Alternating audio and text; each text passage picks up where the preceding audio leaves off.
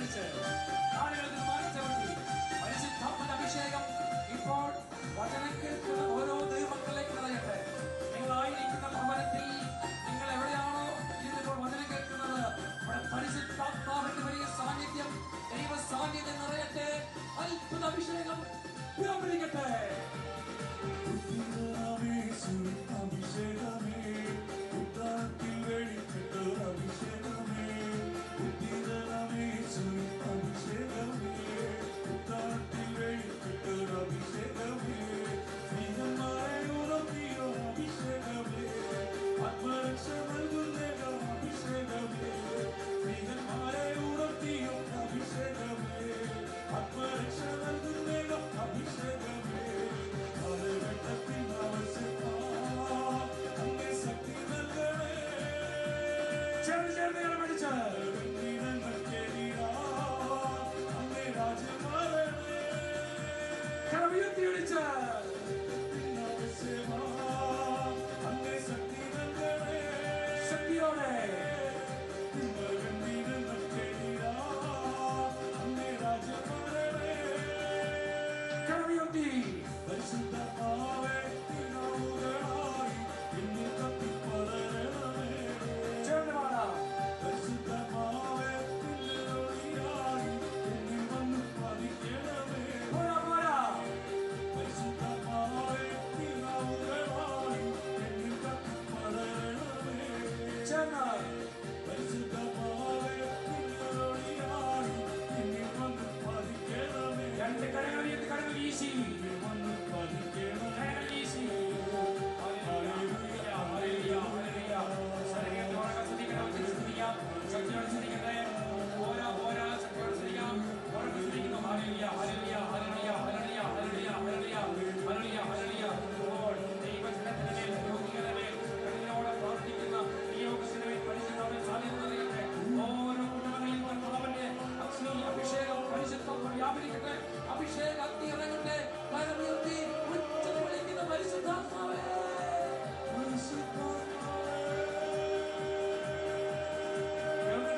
പീഡനം ബന്ധുവിനും അഭിഷേകം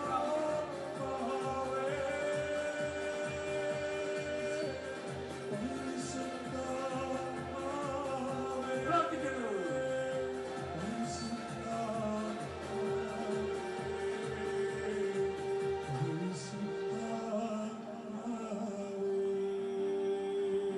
കരങ്ങൾ കോത്തി കണ്ണുകൾ അടച്ചു. കാലഘട്ടത്തിൽ ആവശ്യമാ അങ്ങ് ശക്തി നൽകണേ.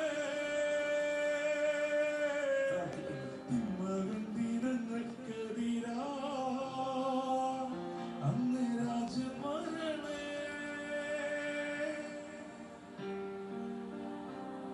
പരിശുദ്ധാത്മാവ് ഈ രാത്രിയിൽ നിങ്ങൾ ഓരോരുത്തരെയും സ്പർശിക്കട്ടെ.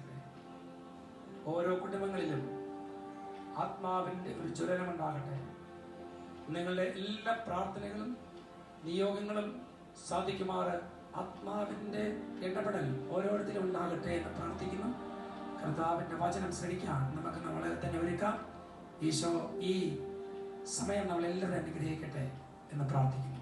ആമേൻ ആമേൻ. ഹല്ലേലൂയ ഹല്ലേലൂയ. ശാന്തമായി നമുക്ക് ഇരിക്കാം. നമുക്ക് വചനം കേൾക്കാം. ഹല്ലേലൂയ ഹല്ലേലൂയ. യേശുവേ നന്ദി, യേശുവേ നന്ദി, യേശുവേ ആരാധന. യേശുവേ ആരാധന. പ്രിയപ്പെട്ട സഹോദരങ്ങളെ, ഇന്ന് നാം ചിന്തിക്കുന്നത് സാത്താന് അവസരം കൊടുക്കരുത്. പല വിധത്തിൽ സാത്താൻ നമ്മൾ പ്രവർത്തിക്കാം. എങ്ങനെ സാത്താൻ നമ്മൾ പ്രവർത്തിക്കും? നമ്മുടെ പ്രവർത്തികൾ തന്നെ ആയിരിക്കും സാത്താൻ പ്രവർത്തിക്കാൻ കാരണമാണ്. ഇതിനെക്കുറിച്ച് ചിന്തിച്ചപ്പോൾ വിശുദ്ധ ഗ്രന്ഥത്തിൽ ഉൽപ്പന്ന പുസ്തകത്തിൽ 4-ാം അധ്യായത്തിൽ ഒരു സംഭവം അച്ഛൻ വായിക്കാനിടയായി. നിങ്ങൾക്ക് എല്ലാവർക്കും അറിയാവുന്ന ഒരു സംഭവം തന്നെയാണ്. അവിടെ ആബേലിനെയും കായേലിനെയുമാണ് അച്ഛൻ കണ്ടെത്തിയത്. പ്രിയപ്പെട്ട സഹോദരങ്ങളെ, രണ്ടുപേരും ഒരമ്മയുടെ ഉദരത്തിൽ പിറന്ന കൂടപ്പിറപ്പുകളാണ്. എന്ന് പറഞ്ഞാൽ ജ്യേഷ്ഠനും അനിയനും. ഇവർ ഒരുമിച്ച് കളിച്ച് വളർന്നു. വലുതായപ്പോൾ ഒരാൾ കൃഷിക്കാരനായി, മറ്റൊരു നാട്ടിടയനായി. അവർ രണ്ടുപേരും ബലിയർപ്പിക്കാൻ പോയി.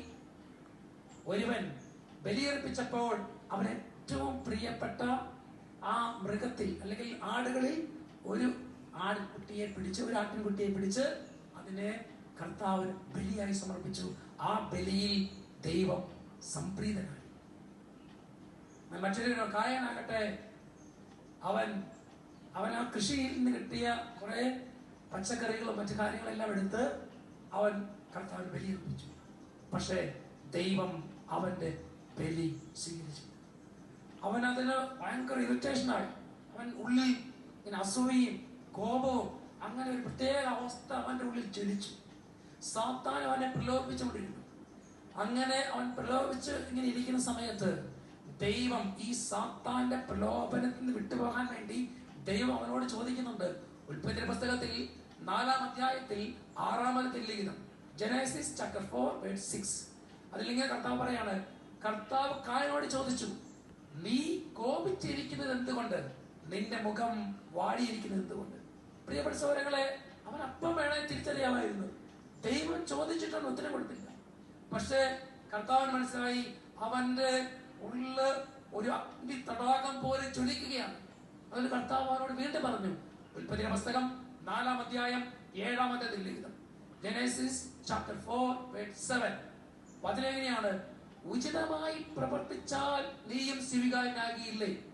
നല്ലത് ചെയ്യുന്നില്ലെങ്കിൽ പാപം വാതിക്കൽ തന്നെ പതിയിരിപ്പുണ്ടെന്ന് ഓർക്കണം. അത് നിന്നിൽ താല്പര്യം വെച്ചിരിക്കുന്നു, നീ അതിനെ കീഴ്പ്പെടുന്നത്. പ്രിയപ്പെട്ട സഹോദരങ്ങളെ, വാതിക്കൽ എന്താണ് പതിയിരിക്കുന്നത്? ഈ പാപം എന്ന് പറയുന്ന സംഭവമാണ് സാത്താൻ. അവൻ പതിയിരിക്കുകയാണ്. എങ്ങനെ? സിംഹം ഇരയെ കടിച്ചു കീറി കൊല്ലുന്നത് പോലെ മനുഷ്യ മക്കളെ നശിപ്പിച്ച് സാത്താന്റെ ലോകത്തേക്ക് കൊണ്ടുപോകാൻ, അവന്റെ ഉള്ളിൽ വസിക്കുന്ന പരിശുദ്ധാത്മാവിനെ നശിപ്പിക്കാൻ പതിയിരിക്കുന്ന സാത്താൻ. അതുകൊണ്ടാണ് കർത്താവ് പറഞ്ഞത്, ഉചിതമായി പ്രവർത്തിച്ചില്ലെങ്കിൽ നിന്നെ പിശാച് കീഴ്പ്പെടുത്തും. പ്രിയപ്പെട്ട സഹോദരങ്ങളെ, ഈ ഒരു വചനം, ഈ കാര്യം നമ്മൾ കേൾക്കുമ്പോൾ നമ്മുടെ ജീവിതത്തിലും സാത്താന് ഇതുപോലെ പ്രവർത്തിക്കാം. അതുകൊണ്ടാണ് പൗലോസ് ശ്ലീഹ എഫേസോസുകാരോട് ഇങ്ങനെ പറഞ്ഞത്. എഫേസോസ് 4-ാം അധ്യായം 26-27 കോപിക്കാം, എന്നാൽ പാപം ചെയ്യരുത്. നിങ്ങളുടെ കോപം സൂര്യൻ അസ്തമിക്കുന്നവരെ നീണ്ടു പോകാതിരിക്കട്ടെ. സാത്താന് നിങ്ങൾ അവസരം കൊടുക്കരുത്. പ്രിയപ്പെട്ട സഹോദരങ്ങളെ, നമ്മൾ കോപിക്കുമ്പോൾ, നമ്മൾ മറ്റുള്ളവരോട് എന്തെങ്കിലും ഇറിറ്റേഷനോട് പെരുമാറുമ്പോൾ, അവരോട് പ്രതികാര ചിന്തയോടുകൂടെ പെരുമാറുമ്പോൾ, പ്രിയപ്പെട്ട സഹോദരങ്ങളെ, നമ്മളിൽ ശക്തി പ്രാപിക്കുന്നത് പരിശുദ്ധാത്മാവല്ല, പിശാചാണ്. പൗലോസ് ശ്ലീഹ കൃത്യമായിട്ട് പറഞ്ഞിട്ടുണ്ട്, നിങ്ങൾ കോപിക്കും. അത് ഒരു മനുഷ്യന്റെ സ്വഭാവമാണ്. അല്ലെങ്കിൽ മനുഷ്യന്റെ അവന്റെ വികാരങ്ങൾ, വിചാരങ്ങൾ ചിലപ്പോഴൊക്കെ അവന്റെ കൈവിട്ടു പോകും. പക്ഷേ ആ കോപം കഴിയുമ്പോൾ എളിമപ്പെട്ട് അവൻ താഴത്തെ ലെവലിലേക്ക് എത്തി അവരോടുമായിട്ട് രമ്യതയിലെത്തണം. ഇല്ലെങ്കിൽ ആ രാത്രിയിൽ സാത്താൻ നിന്നെ കീഴ്പ്പെടുത്തും. പ്രിയപ്പെട്ട സഹോദരങ്ങളെ, ഏത് ജീവിത സാഹചര്യങ്ങളാണെങ്കിലും, ഏത് ജീവിത അന്തസ്സിലാണെങ്കിലും നാം ജീവിക്കുന്നത്, ഏത് ജീവിതാന്തസ്സിൽ ജീവിച്ചാലും ആ ജീവിതാന്തസ്സിന് ഉചിതമായ രീതിയിൽ നാം ജീവിക്കണം. കുടുംബജീവിതത്തിൽ നമുക്ക് സമാധാനം കണ്ടെത്തണമെങ്കിൽ അവിടെ സ്നേഹവും ഐക്യവും ഒരുമയും എളിമയും വേണം. കലകവും ഭിന്നതയും അസൂയയും വഞ്ചനയും ഇങ്ങനെ നിറഞ്ഞു നിന്നാൽ അവിടെ ആ ഭവനത്തിൽ വസിക്കുന്ന ശക്തി എന്ന് പറയുന്നത് പരിശുദ്ധാത്മമല്ല, പിശാചാണ്. നമ്മൾ തന്നെ ഈ വചനം കേൾക്കുമ്പോൾ പൊട്ടിത്തെറിക്കുന്നവരുണ്ടാവും. നിയന്ത്രിക്കാൻ പറ്റാത്ത വിധത്തിൽ കോപം, ആ വികാരത്തെ നിയന്ത്രിക്കാൻ പറ്റുന്നില്ല. അങ്ങനെ പല സാഹചര്യങ്ങളിൽ നമ്മൾ അതിനെ അതിജീവിക്കാൻ പറ്റാതെ ക്ലേശിക്കുന്നവരുണ്ട്. ഈ രാത്രി നിങ്ങൾ പ്രാർത്ഥിക്കണം. പല സാഹചര്യത്തിൽ അതിനെ അതിജീവിക്കാൻ പറ്റാതെ വിഷമിക്കുന്നവരുണ്ട്. ഈ രാത്രിയിൽ നിങ്ങൾ പ്രാർത്ഥിക്കണം. എന്റെ ഈ സ്വഭാവ വൈകൃതത്തെ ഞാൻ ഇന്ന് എടുത്തു പറയാൻ ആഗ്രഹിക്കുന്നു. സാത്താനിൽ നിന്ന് വിട്ടുപോകണം. പ്രിയപ്പെട്ട സഹോദരങ്ങളെ, അതുകൊണ്ട് നമുക്ക് ഇത് നമ്മളിൽ നിന്ന് മാറിയില്ലെങ്കിലോ, കായേന് പറ്റിയതുപോലെ നമുക്ക് പറ്റും. കായനെ ഉള്ളിൽ പ്രതികാര ചിന്തയും കോപവും അസൂയയും അവൻ ഇങ്ങനെ നിറഞ്ഞു നിന്നിട്ട് അവന്റെ പുറമേ ഒന്ന് കാണുമ്പോൾ ഒരു പ്രശ്നമില്ല. അവർ രണ്ടുപേരോട് ഒരുമിച്ച് വീണ്ടും അധ്വാനിക്കാൻ വയലിലേക്ക് പോയി. ഉള്ളിൽ കിടക്കാണ്, എന്നെ ബലി സ്വീകരിച്ചില്ല, ഇവർ ദൈവത്തിന് പ്രിയപ്പെട്ടവനാണ്.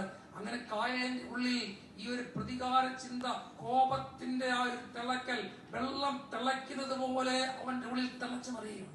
ഏതോ ഒരു കാര്യം ആബേൽ അവനോട് പറഞ്ഞു. അപ്പോൾ തന്നെ അവന്റെ കോപം പൊട്ടിപ്പുറപ്പെട്ടു. അവൻ അവിടെ കിടന്ന ഏതോ ഒരു വലിയൊരു വിറകുമ്പ് എടുത്ത് ആബേലിന്റെ തലക്കിട്ടടിച്ചു. പ്രിയപ്പെട്ട സഹോദരങ്ങളെ, ഉൽപ്പത്തി പുസ്തകത്തിൽ 4-ാം അധ്യായം 8-ാം ലിഖിതം, ഒരു ദിവസം കായ് എന്ന സഹോദരൻ ആബേലിനോട് പറഞ്ഞു, നമുക്ക് വയലിലേക്ക് പോകാം. അവർ വയലിലിരിക്കെ കായൽ ആബേലിനോട് കയർത്തു, അവൻ അവനെ കൊന്നു. പ്രിയപ്പെട്ട സഹോദരങ്ങളെ, ഒരു സ്വന്തം സഹോദരനെ, സ്വന്തം രക്തം, അതുപോലെ അവന് ആ ഒരു സ്വന്തം രക്തമാണെന്ന് ബോധ്യം പോലും കിട്ടാതെ അവൻ അടിച്ചു കൊന്നു. പ്രിയപ്പെട്ട സഹോദരങ്ങളെ, ഈ ഒരു കോപം, ക്ഷിപ്രകോപം നമ്മളെ പല വിധത്തിൽ തകർത്ത് കളയും. യാക്കോബ് ശ്ലീഹ എഴുതിയ ലേഖനത്തിൽ 1-ാം അധ്യായം 20-ാമത്തെ ലിഖിതം, സെന്റ് ജെയിംസ് ചാപ്റ്റർ 1:20, മനുഷ്യന്റെ കോപം ദൈവനീതിയുടെ പ്രവർത്തനത്തിന് പ്രേരണ നൽകുന്നില്ല. ദൈവത്തിന് നീതി നമ്മൾ പ്രവർത്തിക്കാൻ പറ്റാത്ത വിധത്തിൽ നമ്മളെ തടസ്സപ്പെടുത്തുന്ന ഒന്നാണ് കോപം. അത് സാത്താന്റെ പ്രവൃത്തിയാണ്. അതുകൊണ്ട് പ്രിയപ്പെട്ട സഹോദരങ്ങളെ, ഈ രാത്രി ഞാൻ നിങ്ങളോട് പറയാണ്, ആ കോപം എന്ന വികാരം നിയന്ത്രിക്കാൻ മുട്ടുകുത്തി കർത്താവ് സന്നിധിയിൽ പ്രാർത്ഥിക്കും. പ്രിയപ്പെട്ട സഹോദരങ്ങളെ, സുഭാഷിതങ്ങളുടെ പുസ്തകത്തിൽ 2-ാം അധ്യായം 20-ാമത്തെ ലിഖിതം, പ്രോവർബ്സ് ചാപ്റ്റർ 2:20, അതിനാൽ നീ സജ്ജനങ്ങളുടെ വഴിയിൽ സഞ്ചരിക്കുക, നീതിമാന്മാരുടെ മാർഗത്തിൽ നിന്ന് നീ വ്യതിചലിക്കരുത്. സജ്ജനങ്ങളുടെ മാർഗത്തിൽ സഞ്ചരിക്കണമെങ്കിൽ പ്രിയപ്പെട്ട സഹോദരങ്ങളെ, നമ്മുടെ ഉള്ളിൽ ചെയ്യിച്ചാണ്. കോപവും ഭിന്നതയും അസൂയയും ഇതൊക്കെ നമ്മുടെ ഉള്ളിൽ നിറഞ്ഞു നിന്നാൽ നമുക്ക് നമ്മുടെ ചിന്തകളെയും പ്രവൃത്തികളെയൊക്കെ നമ്മുടെ വരുത്തി കൊണ്ടുവരാൻ പറ്റില്ല. പ്രിയപ്പെട്ട സഹോദരങ്ങളെ, സുഭാഷിതങ്ങളുടെ പുസ്തകത്തിൽ 19-ാം അധ്യായത്തിൽ 19-ാമത്തെ ലിഖിതം, കഠിനമായി കോപിക്കുന്നവൻ പിഴയൊടിക്കേണ്ടി വരും, കോപശീലനെ രക്ഷിക്കാൻ നോക്കിയാൽ അത് ആവർത്തിക്കേണ്ടി വരും. പ്രിയപ്പെട്ട സഹോദരങ്ങൾ, നമുക്ക് തന്നെ നമ്മുടെ ജീവിതത്തിൽ, നമ്മുടെ അനുദിന ജീവിതത്തിൽ നമുക്ക് കാണാൻ പറ്റും എത്രമാത്രം നമ്മൾ ഈ സ്വഭാവ വൈകൃതമുണ്ട്. നിയന്ത്രിക്കാൻ പറ്റാത്ത വിധത്തിൽ പൊട്ടിത്തെറിക്കുന്ന എത്രപേരുണ്ട്.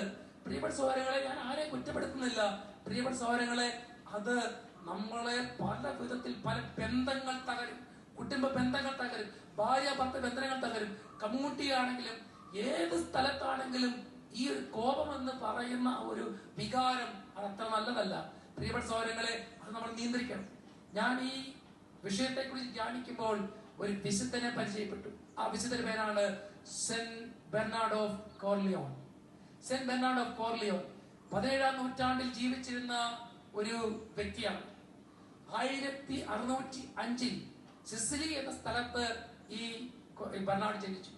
അപ്പനൊരു ഷൂ മേക്കർ ആയിരുന്നു. അപ്പന്റെ ഈ ഷൂ ഫാക്ടറിയിൽ ഇവൻ പണിതോണ്ടിരുന്നു. പക്ഷെ ഇവന്റെ ഉള്ളിൽ അങ്ങനെ ഒരു പണിക്ക് താല്പര്യമില്ല, അങ്ങനെ ചെയ്യാൻ താല്പര്യമില്ല. പക്ഷെ അപ്പൻ മരിക്കുന്നോളം വരെയും അപ്പനൊപ്പം നിന്ന് ജോലി ചെയ്തു. ഇവന്റെ ആഗ്രഹം വാളെടുക്കുക, വെട്ടുക, ഇങ്ങനെ അഡ്വഞ്ചർ ആയിട്ടുള്ള പ്രവർത്തികളൊക്കെ ചെയ്യുക, അങ്ങനെ ഉള്ള കാര്യമാണ് അവന്റെ ഉള്ളിൽ ആഗ്രഹം. അങ്ങനെ അപ്പന്റെ മരണത്തോടു കൂടെ അവൻ ആ ഷൂ ഷോപ്പിൽ നിറങ്ങി. എന്നിട്ട് എന്ത് ചെയ്തു, അവൻ പിന്നെ ഭയങ്കരമായിട്ടുള്ള ഇങ്ങനെ കാര്യങ്ങളൊക്കെ ചെയ്ത് വെട്ടുക, കുത്തുക, യുദ്ധം ചെയ്യുക, അങ്ങനെ ഒരു കൊണ്ടേപ്പൽ നടക്കുന്നു. അങ്ങനെ ഒരു ദിവസം അവൻ എന്തോ അവന്റെ ഒരു സ്ഥലത്തായിരിക്കും, ഏതൊരു സ്ഥലത്തായിരിക്കുമ്പോൾ ആരോ അവനോട് കയർത്തു. ആ കയർത്ത് സംസാരിച്ച നിമിഷം ബെർണാഡ് എന്ത് ചെയ്തു, അവന്റെ കയ്യിലുണ്ടായിരുന്ന വാളെടുത്ത് ആ കയർത്തവന്റെ കൈ വെട്ടി. പ്രിയപ്പെട്ട സഹോദരങ്ങളെ, അങ്ങനെ ഇവൻ ഭയങ്കര ഒരു ക്രിമിനലായി മാറി. അങ്ങനെ കുറെ നാളുകൾ കഴിഞ്ഞപ്പോൾ അവനിൽ ഒരു ദൈവത്തിന്റെ ഇടപെടലുണ്ടായി. അപ്പൊ അവൻ എന്ത് ചെയ്തു, അവൻ കൂടുതൽ പ്രാർത്ഥിക്കാൻ തുടങ്ങി. പരിഹാരം, പ്രായശ്ചിത്തം, ഈ തന്റെ ഈ സ്വഭാവത്തെ നിന്ന് മാറ്റണമെന്ന് പറഞ്ഞ് കരഞ്ഞ് പ്രാർത്ഥിച്ചു. അങ്ങനെ പ്രാർത്ഥിച്ച് അവൻ കപ്പുച്ചൻ സഭയിൽ ചേർന്നു. അവൻ കപ്പുച്ചൻ സഭയിൽ ചേർന്ന് അവിടെ പഠിച്ച് ശുദ്ധി ചെയ്ത് പിന്നെ എന്ത് ചെയ്തു, ആ സഭയിലെ അടുക്കളയിൽ ജോലി ചെയ്യാൻ തുടങ്ങി. അങ്ങനെ ജോലി ചെയ്ത് വളരെ എളിമപ്പെട്ട് തന്റെ ഈ സ്വഭാവ വൈകൃതം മാറണമെന്ന് പ്രാർത്ഥിച്ച് മുമ്പോട്ട് പോയി. പരിഹാരം, പ്രായശ്ചിത്തം ഇതെല്ലാം ചെയ്ത് പ്രിയപ്പെട്ട സഹോദരങ്ങളെ, അങ്ങനെ അവന്റെ ജീവിതത്തിൽ അടിമുടി മാറി. അങ്ങനെ അവൻ കർത്താവിന് മാത്രം കുരിശുരൂപത്തെ കെട്ടിപ്പിടിച്ച് രാത്രികളിൽ കണ്ണീരോടെ തന്റെ ആ ദൈവസന്നിധിയിൽ കണ്ണീരോടെ പ്രാർത്ഥിക്കും. ക്രൂശിതനായിരുന്ന അവന്റെ കൂട്ടുകാരൻ അങ്ങനെ ക്രൂശിതന്റെ വഴിയെ നടന്ന് എല്ലാവർക്കും നന്മ ചെയ്ത്, ആരെങ്കിലും കോപിച്ചാൽ അവരുടെ എല്ലാം മാപ്പ് പറഞ്ഞ് അവരോട് ക്ഷമ പറഞ്ഞും അങ്ങനെ ജീവിച്ച ബെർണാഡ് അവസാനം മരിച്ചു. പ്രിയപ്പെട്ട സഹോദരങ്ങളെ, സ്വർഗം അവന്റെ ജീവിതത്തിൽ ഇടപെട്ടു, വിശുദ്ധനാക്കി മാറ്റി. Saint Bernard of Corleone. പ്രിയപ്പെട്ട സഹോദരങ്ങളെ, ഇന്ന് ദൈവജനം ആ വിശുദ്ധന്റെ കബറിടത്തിലേക്ക് പോയി പ്രാർത്ഥിക്കുന്ന ഒരു സമയം. പ്രാർത്ഥിക്കാൻ വിശുദ്ധനോട് മാധ്യസ്ഥ യാചിക്കുക. നമ്മുടെ പ്രിയപ്പെട്ട സഹോദരങ്ങളെ, നമ്മുടെ ജീവിതത്തിൽ ഇങ്ങനെയുള്ള പ്രശ്നങ്ങൾ ഉണ്ടാകുമ്പോൾ, ഇങ്ങനെയുള്ള വികാരങ്ങൾ ഉണ്ടാകുമ്പോൾ അതിനെ നിയന്ത്രിക്കാൻ വേണ്ട കൃപ നമുക്ക് ചിലപ്പോൾ കിട്ടിയില്ലെന്ന് വരാം. എന്നാൽ നീ നിന്റെ ദൈവത്തോട് പ്രാർത്ഥിച്ചാൽ എളിമയും വിനയവും ഇതെല്ലാം കർത്താവ് നൽകും. കാരണം ഇതെല്ലാം പരിശുദ്ധാത്മാവിന്റെ ദാനങ്ങളാണ്. പ്രിയപ്പെട്ട സഹോദരങ്ങളെ, മത്തായിയുടെ സുവിശേഷത്തിൽ 5-ാം അധ്യായം 21, 22 ലിഖിതങ്ങൾ, കൊല്ലരുത്, കൊല്ലുന്നവൻ ന്യായവിധിക്ക് അർഹനാകും എന്ന് പൂർവ്വരോട് പറയപ്പെട്ടതായി നിങ്ങൾ കേട്ടിട്ടുണ്ടല്ലോ. എന്നാൽ ഞാൻ നിങ്ങളോട് പറയുന്നു, സഹോദരനോട് കോപിക്കുന്നവൻ ന്യായവിധിക്ക് അർഹനാകും. സഹോദരനെ ഭോഷ എന്ന് വിളിക്കുന്നവൻ ന്യായാധിപ സംഘത്തിന് മുമ്പിൽ നിൽക്കേണ്ടി വരും. വിഡ്ഢി എന്ന് വിളിക്കുന്നവനാകട്ടെ നരകാഗ്നിക്ക് ഇരയായിത്തീരും. പ്രിയപ്പെട്ട സഹോദരങ്ങളെ, നമുക്ക് പ്രാർത്ഥിക്കാം. ഈ നല്ലൊരു എളിമയും വിനയവും നൽകി നമ്മൾ അനുഗ്രഹിക്കണമെന്ന് പ്രാർത്ഥിക്കാം. ഈ വചനം കേൾക്കുമ്പോൾ തന്നെ ഇതിനുള്ളൊരു കൃപ നൽകട്ടെ എന്ന് പ്രാർത്ഥിക്കുന്നു. ഈശോ നിങ്ങൾ അനുഗ്രഹിക്കും. നമുക്ക് തുടർന്ന് ആരാധനയിൽ നമുക്ക് കർത്താവിനെ പ്രാർത്ഥിക്കാം. നിങ്ങളുടെ എല്ലാ നിയോഗങ്ങളും സമർപ്പിക്കാം. ഈശോ ഈ ആരാധനയിൽ നിങ്ങളെ അനുഗ്രഹിക്കും.